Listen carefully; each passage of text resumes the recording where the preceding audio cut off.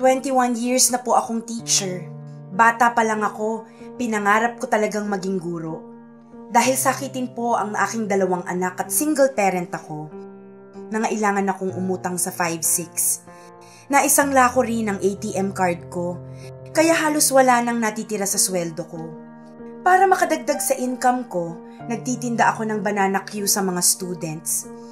Buti nga, pinayagan ako ng school dahil alam nilang gipit ako. Tapos, a few years ago, may bangko na pumunta sa school at nag-offer ng loans.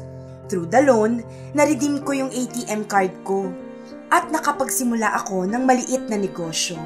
Nagbenta ako ng health and beauty products online. Dumami ang mga orders sa akin.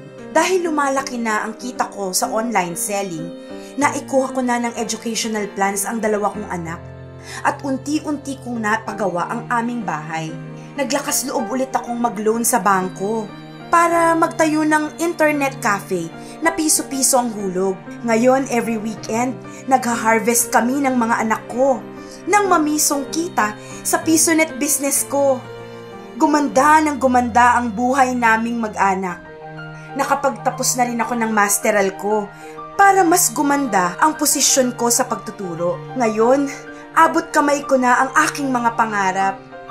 Ako po si Lily Cortez ng Bagong Pag-asa High School.